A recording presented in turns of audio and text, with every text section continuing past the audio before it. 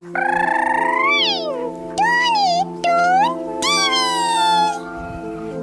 पहले की बात है। एक गांव में नीना नामी प्यारी बच्ची अपनी माँ बाप के साथ रहती थी। नीना की माँ ने उसे एक छोटी कपड़े की गुड़िया दी और कहा, उसे रोज दूध और बिस्किट देना, ये तुम्हारी मदद करेगी।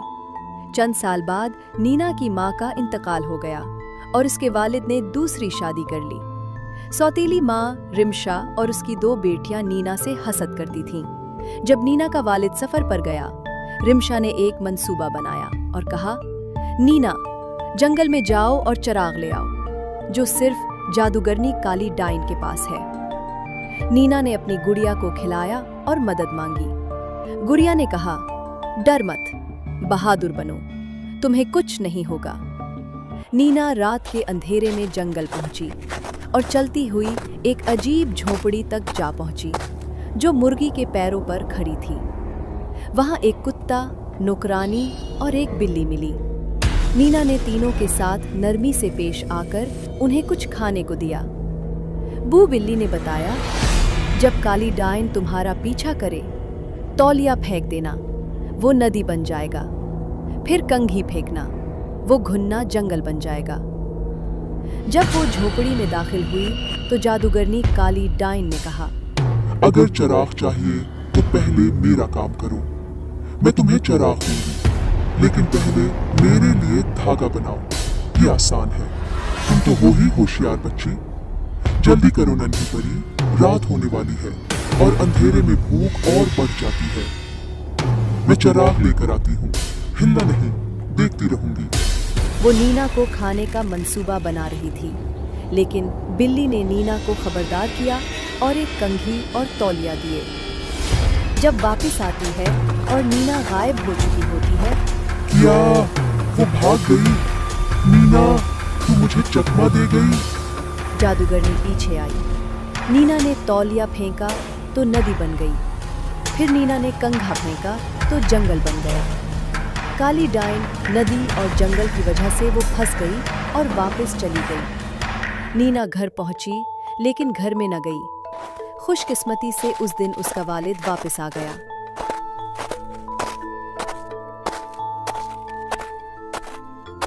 नीना ने सब कुछ बता दिया। जब वालिद को सच मालूम हुआ तो उसने रमशा और उसकी बेटियों को हमेशा के लिए घर से निकाल दिया। उस दिन के बाद नीना ने खुशहाल जिंदगी गुजारी और उसकी गुड़िया हमेशा उसके साथ रही। नीना और जादुई गड़िया, जादू, मोहम और एक नया राज। चंद साल गुजर चुके थे। नीना अब जवान हो चुकी थी, मगर उसकी मासूमियत और दिल की नरमी वैसी ही थी जैसी बचपन में थी। गांव वाले नीना को बहुत चाहते थे क्योंकि वो सबकी मदद करती थी। उसकी जादुई गुड़िया अब भी रोज उसके साथ बैठती, दूध और बिस्कुट खाती और सरगोशी में नीना को अजीब अजीब बातें बताती। एक दिन गुड़िया ने कहा, नीना, वक्त आ गया है कि तुम अपनी असली तकदीर को पहचानो। तुम सिर्फ एक आम लड़की नहीं, तुम जमरूद प्रस्थान की वारिस हो। नीना हैरान, क्या? प्रस्थान? वारिस? ये सब क्या है? गुड़िया ने आहिस्ता से अपनी आंखें बंद की और एक सुनहरी चमक उसके जिस्म से निकली। उस रोशनी में एक छोटा सा दरवाजा जाहिर हुआ, लकड़ी का छोटा सा दरवाजा जो नीना के कमरे की दीवार में पहले कभी न था।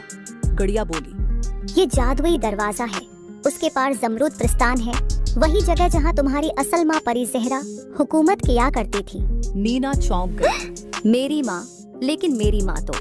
गुड़िया ने बात काटी। वो जिसे तुम माँ समझती थी, वो तुम्हें बचाने के लिए जमीनी दुनिया में ले आई थी। तुम्हारी असल माँ को काली डाइन ने कैद कर रखा है और वो अब भी कैद है। तो फिर मुझे जाना होगा, मैं अपनी माँ को आजाद कराऊंगी। नीना ने अपने साथ वही कंघी और तौलिया लिया जो पहले बली ने दिया था। गुड़िया उसके साथ चली।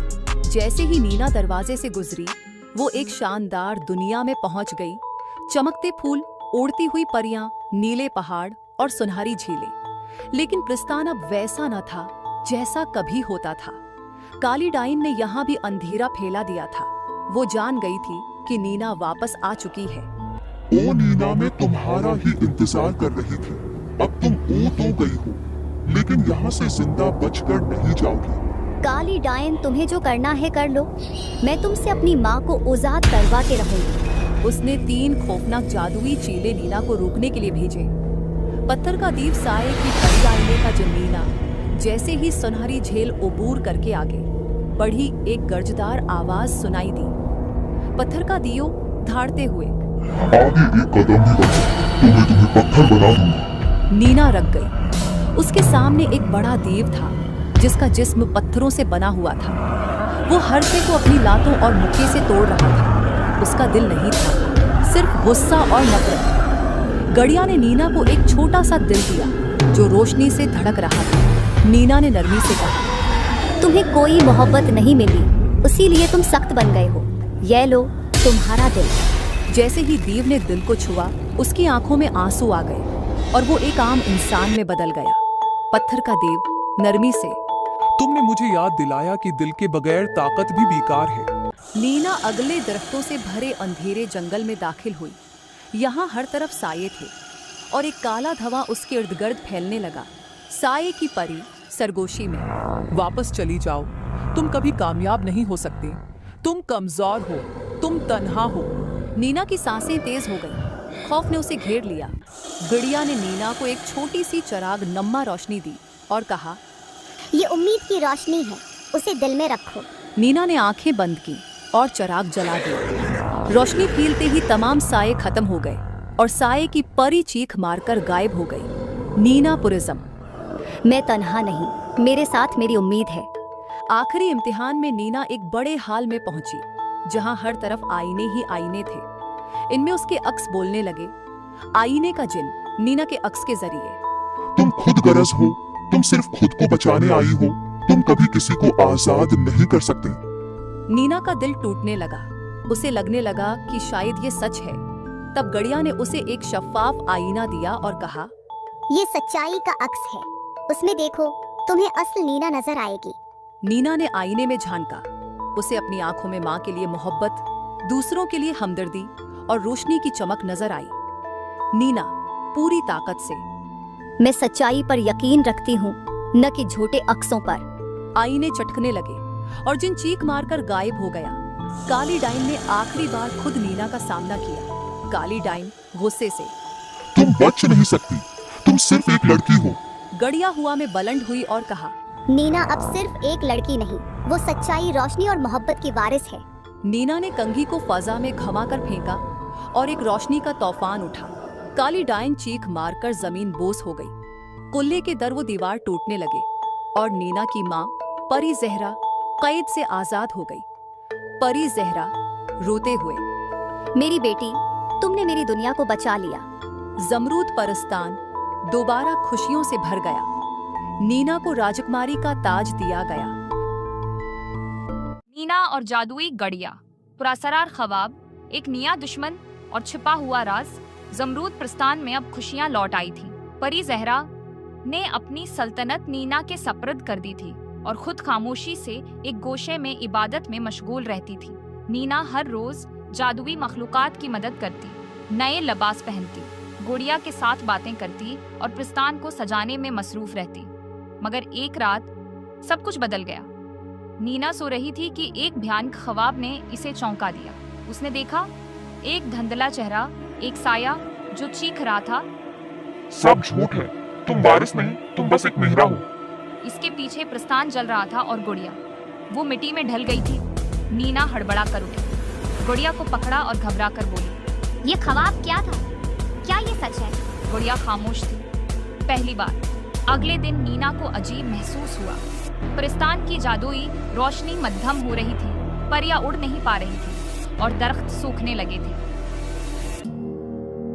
नीना परी जहरा के पास गई, मगर वो गहरे मुराकबे में थी और आंखें बंद थी। उनके गर्द जादुई दायरा बना हुआ था जिसे कोई तोड़ नहीं सकता था। नीना ने अपनी गड़िया को दोबारा झंझोड़ा, मगर गुड़िया पत्थर की तरह बेजान हो चुकी थी। नीना रोते हुए, सब कुछ ठीक था, फिर अचानक ये अंधेरा क्यों? इसी रात प्रस्थान के किले के कमरे में एक परासेदार चट्टान नमूदार हुई जिस पर एक तहरीर लिखी थी, असल सच जानना है तो शमाल की वादी में जाओ जहां साया जिंदा है और रोशनी छिपी है। नीना ने प्रस्थान के चंद वफादार दोस्तों के साथ नया सफर शुरू किया।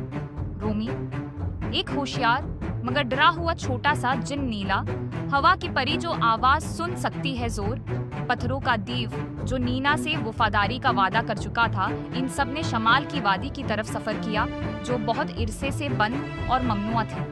रास्ते में उन्हें एक खौफनाक झील मिली जिसके अंदर से आवाज आई, वापस जाओ, तुम सच जानकर सब खो दोगी। नीना ने झील पर जादुई तौलिया फेंका जो एक पल में बदल गया और वो आगे बढ़ गए।